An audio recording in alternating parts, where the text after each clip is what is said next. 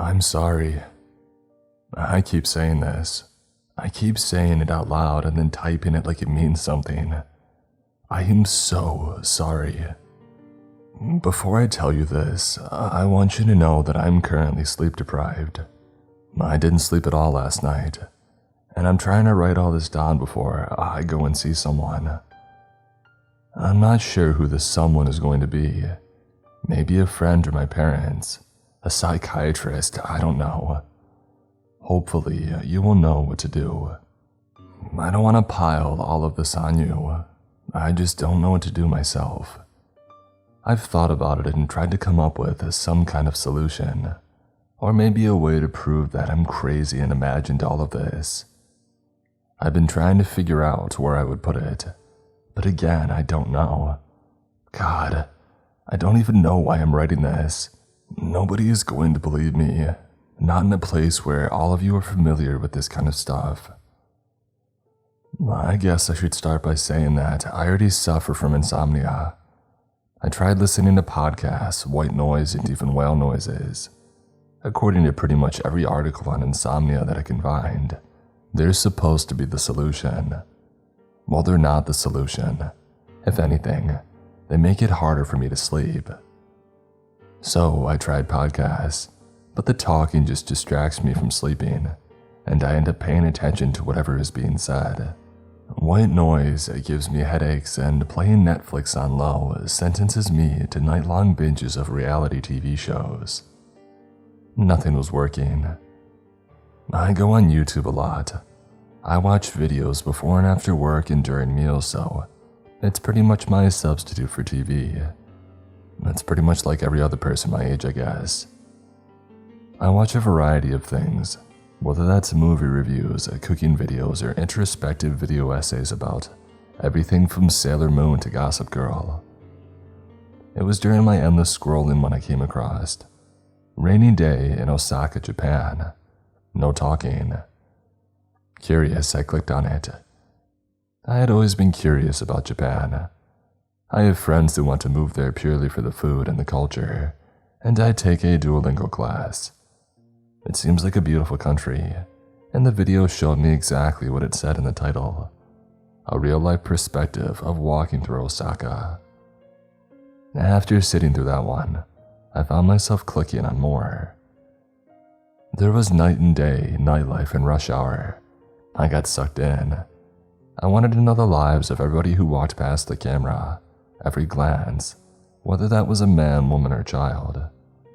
I found it fascinating that I could be in my bedroom in the middle of the night, huddled under my blankets with my headphones in, and with the click of a button, I was on the other side of the world, sidestepping an old woman holding an umbrella, or a dog walker casting a smile my way under blooming cherry blossoms.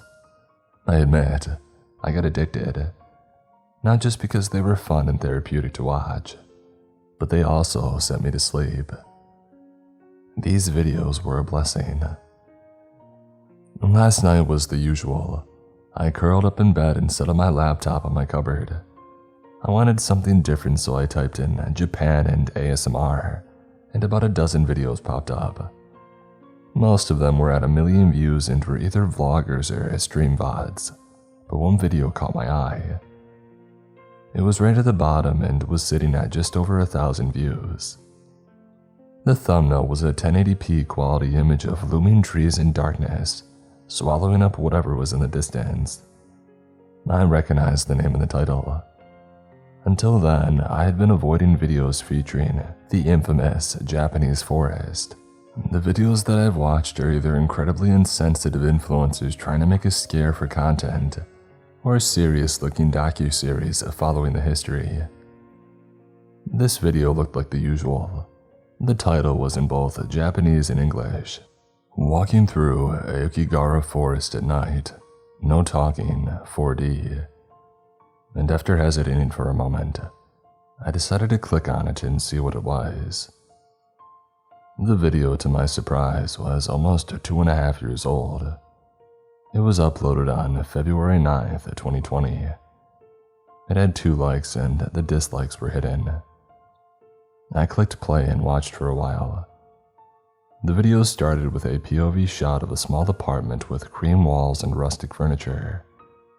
The cameraman showed himself putting on his shoes and then his jacket and locking his door. The video jumped then to him getting out of his car and showing the parking lot in front of Aokigahara. It was perfect quality. I lay back and got comfy, satisfied with the crunching sounds of his boots on gravel, and then the thumping of him walking up wooden steps. He did an immaculate job of showing everything. I saw every moment in the trees and in the ground, skittering insects in the soil. The sound quality was good too.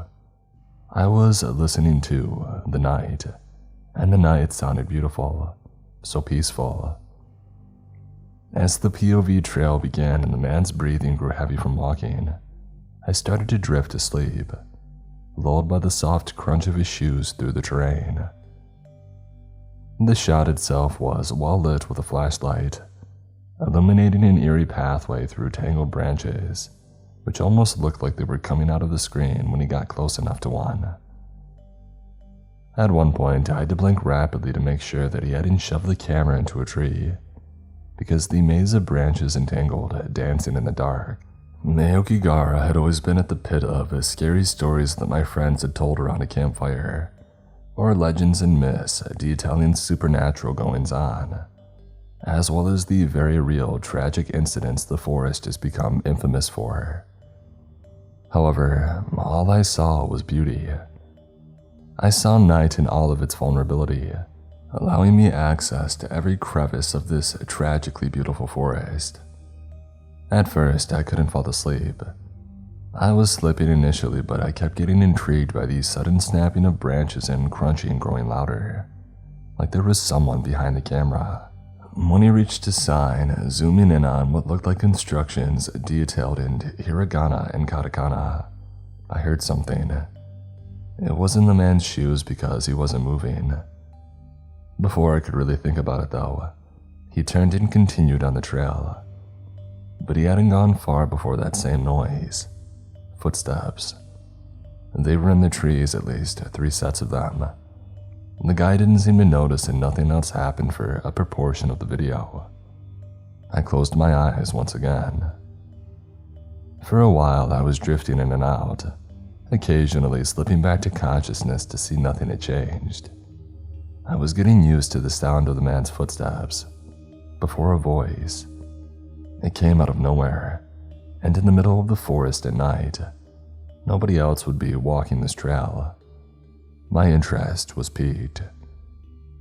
The voice was a low murmur at first, more of a whisper in the trees easily mistaken for a breeze. Then though, it was breaking the sound barrier, as well as the tranquil silence of night. A shiver crept down my spine. The voice didn't belong. It didn't make sense that it existed right there in the middle of nowhere, but it did, and it was real. "Excuse me." The voice was a guy, my age or maybe a little younger. He had an accent, British. "Hey mate, do you mind giving us a little help?"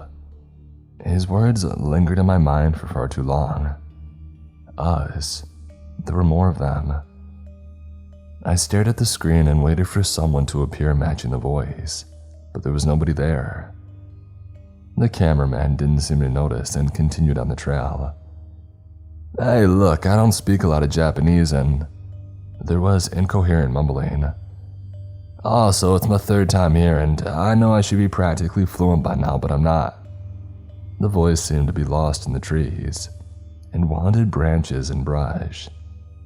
His voice was getting louder though, until I couldn't deny its existence anymore, and his shadow suddenly bounded out of the trees and stepped into the glow of the flashlight. At first, there was no discernible identity.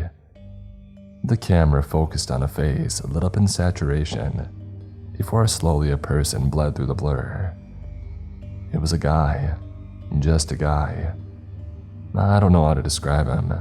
He had dark hair poking under a bright green hooded sweatshirt and freckles. He looked out of breath but flashed the camera a friendly smile. "Oh, cool. What are you filming?" The camera guy ignored him to my surprise, so he stepped in front of the camera, offering a shy wave. "Hi," he said. "Look, I don't really know how we got here, honestly." He laughed nervously. "Japan's kinda crazy, right? You're standing outside a bar one minute and then you're frickin' trekking through a forest." Once again he was ignored, and I could tell that he was growing frustrated, but his smile only pricked wider. Anyway, staying in shot, the guy cleared his throat. "We don't know a lot of Japanese between us, and we're wondering if you speak English. And if you do, that would be incredibly helpful, because reading the signs in this forest is driving us crazy, and we're extremely lost, and hey." Even I was getting irritated with the camera guy's ignorance. I understood language barriers, but surely he understood at least part of what the foreigner was saying. "Okay," Freckles blew out a breath. "You don't understand what I'm saying, but if you could just stop for a moment. We're lost and we could really do with some help, like seriously. We don't even know how we got here and..." He staggered back when the cameraman took a turn further into the woods, but the kid wasn't giving up, I noticed. He followed, motioning for two shadows that I could glimpse at the corner of the camera to follow. I started to wonder if the cameraman was scared of these guys, or if he just didn't speak English at all. There was that, but there was also the possibility that he just didn't want to talk to him. Freckles did everything to try and get noticed, and he failed miserably every time. It was kind of entertaining. "Noah," another voice sounded, this time American. I detected a southern accent in a tone, which sounded far less chipper than Freckles. "Hey, stop." Another man appeared seemingly out of nowhere, joining Noah's side.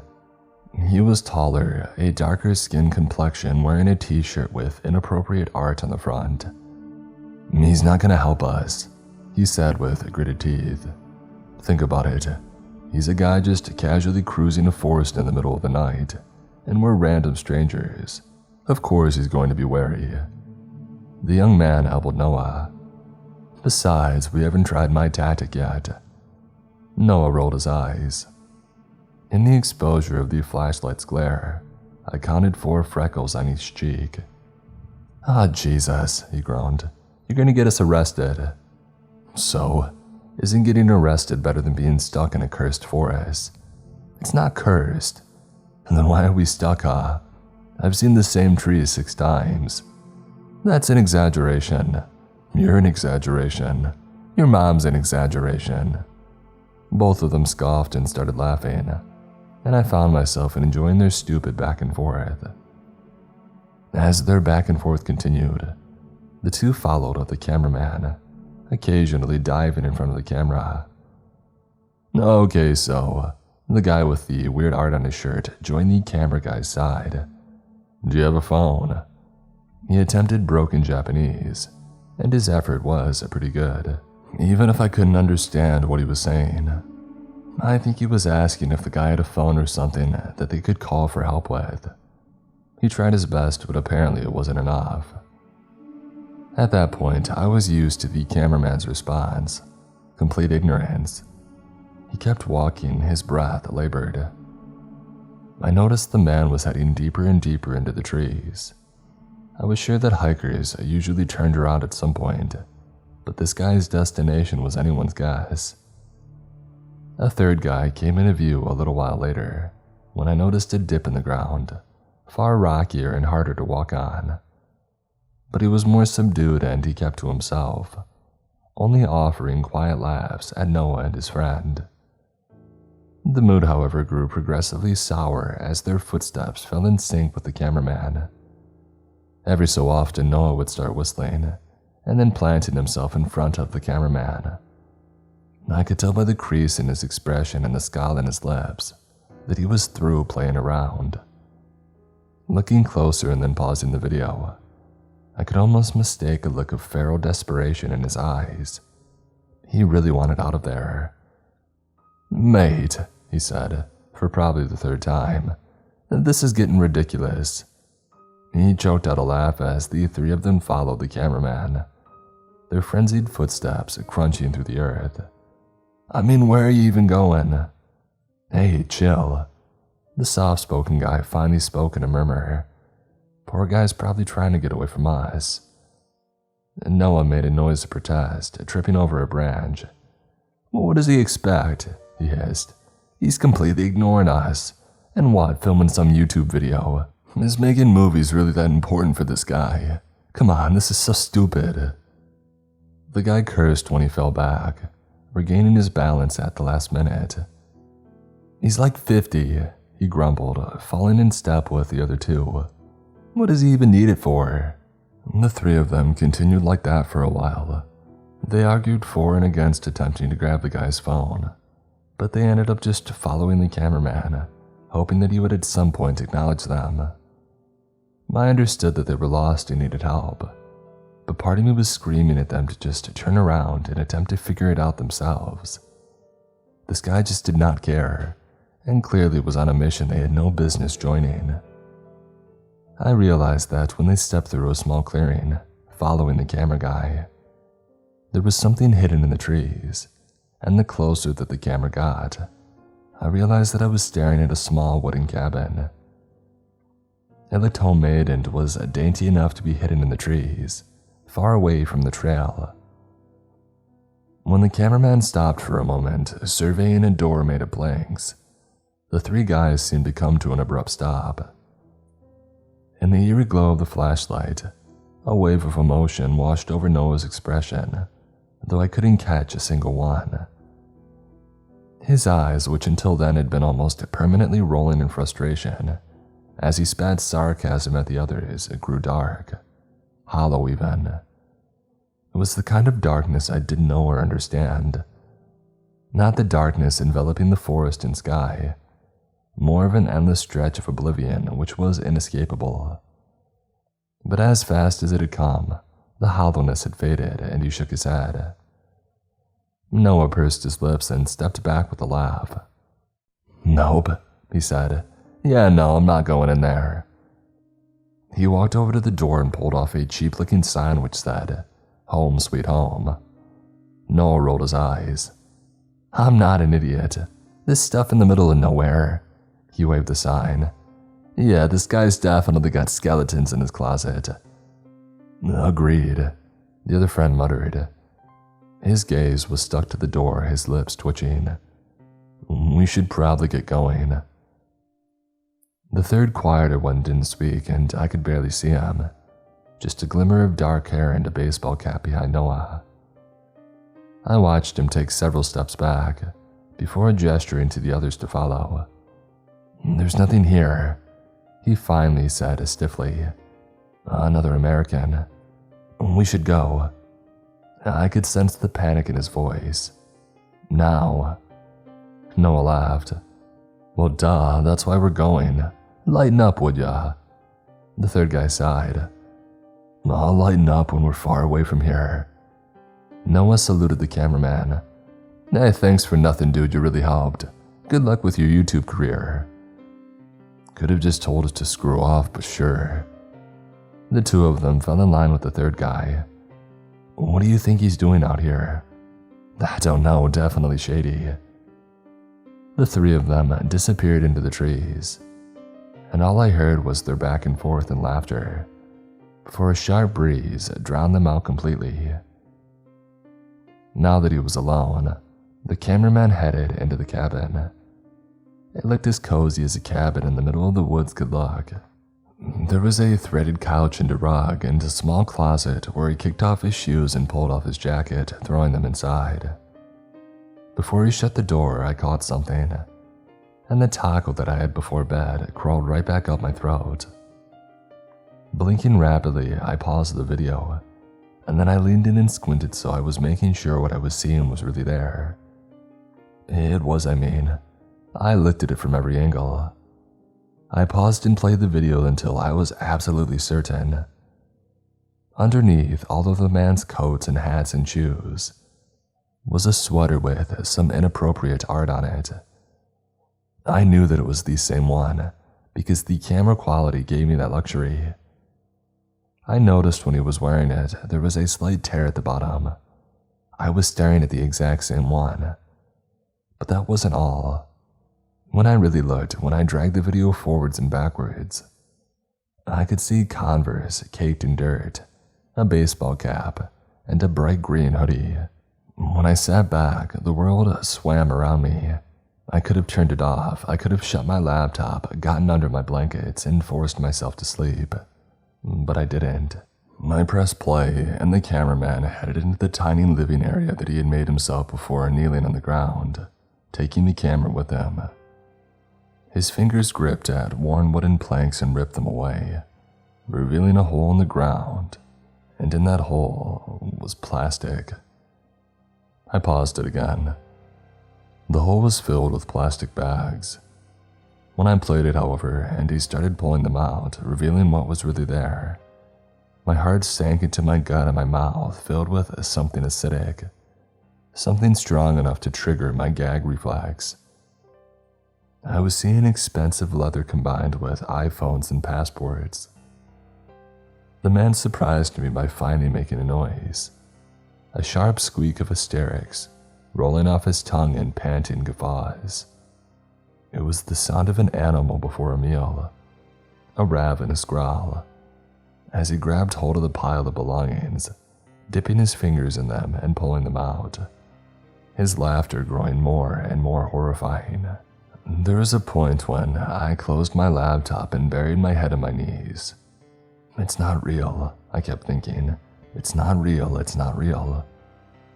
But no matter how many times I lied to myself, I knew that what I saw was reality. I just couldn't help it. Now that I had seen traces of the truth, I wanted to know more. I wanted to know this man's filthy secret. The video followed on as normal, with him sitting down and taking out a flask before swigging it. He started laughing again, and he didn't stop until his flask was empty. I waited for him to do something else, but the video jumped. It was bad editing, an attempt at stitching footage together. This time I wasn't looking at his cabin in the middle of Aokigahara. I was in the same apartment the video had started in. Something ice cold slid down my spine when I recognized Noah, the friend and the nameless third one, sitting around a wooden table, strewn with bottles of sake. The three of them were clearly drunk, but also bewildered and confused why they were even there. I had heard about these kind of scams before. Tourists being lured into cult-like groups only to be scammed of all their cash. This, though, looked more personal, like they were visiting the man. They looked out of place. Three foreigners inside a quiet shoebox apartment. The third friend had glitter on his cheek from what seemed like a night out, and the other had a bath towel around his head. Noah was frowning at something on the table, and I recognized it. What is this? Noah picked up the same sign with Home Sweet Home in colorful italics. He turned to face the others, his lips curling into a smile. Hey, so when I turn 25, will I automatically just start to like these? He waved the sign mockingly. No, the third guy said through a mouthful of drink. He shot Noah a spiteful smile. You're a Gen Z, you'll never change. Oh, good. Noah dropped the sign. I would rather die than live, laugh, love. God, the other one's head hit the table. I'm gonna be sick. Noah jumped up, grabbing a bottle of sake and downing it like water. I winced when he pulled a face like he had sucked a lemon.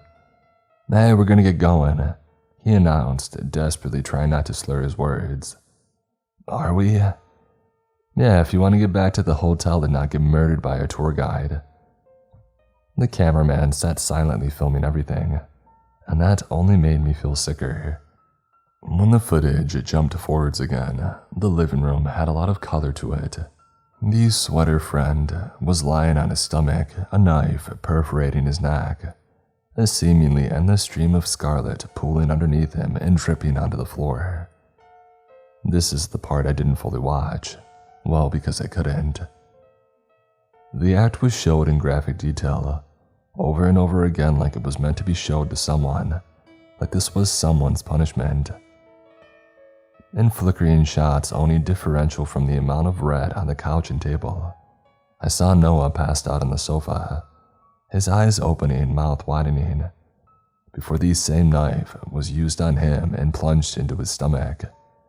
Over and over again like a movie. The man didn't stop. He left the camera rolling until the two of them were masses of scarlet and bubbling flesh on a cream carpet. The worst thing is, I didn't see what he really did to them. I only saw pieces. I just knew that they suffered.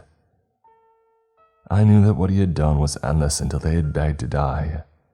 I was shown in glimpses. The friend kneeling over Noah and yelling something, his mouth open in a silent, tragic scream. I didn't hear it. He had muted them. He only showed what he wanted me or anyone else to see. The soft-spoken guy bled into the footage towards the end. I don't think that he knew. I think he went to the bathroom or maybe to crash somewhere. His eyes, his expression, when seeing the scene in front of him, it'll haunt me for the rest of my life. And this time, the man didn't take his time like the other two. The third friend dove over the couch and attempted to get to the other side, but the man grabbed his leg and yanked him to the ground. But he was ready, rolling onto his back and crawling, grasping at the fiber of the carpet, his hands pooling red from trying to staunch the wound in his friend's neck, which was past saving. I don't want to type this, but I think the guy gave up. Something in him had snapped and he stopped trying to get away, only curling into a ball and attempting to shield the cameraman's frenzied hits. He missed most of them, thank God. The psycho's momentum was fading. When he realized that he wasn't going to get anywhere by stabbing, he grabbed the guy by the hair, wrenched his head back, and plunged the blade into his eye. At that point, I finally threw up what I had been burning in my throat. I didn't need to watch more, I didn't have to, but I couldn't stop. I couldn't stop, so what does that say about me? It was like being in a trance. The world around me didn't seem real. I lost all sense of smell and touch. It was around the time the man had filmed himself putting them in the bathtub when it hit me that this was all for entertainment. I didn't know for who. Some sicko who would like the video. But he had filmed, edited, and put this together for someone to watch. For someone to watch him drink what was left of them after he had blended them and put them into his flask. He filmed himself cleaning everything up and gathering belongings before heading into his little cabin in the forest.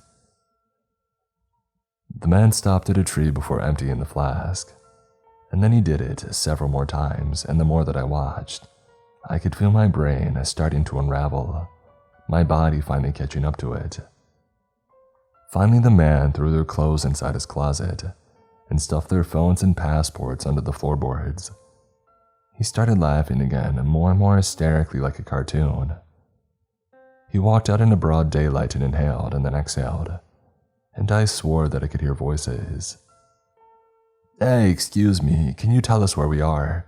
We're kind of lost." "Hey dude, I'm talking to you. You don't have to ignore us. Seriously, you're just going to walk right past us. Hey." I was barely aware of the video once again jumping forwards.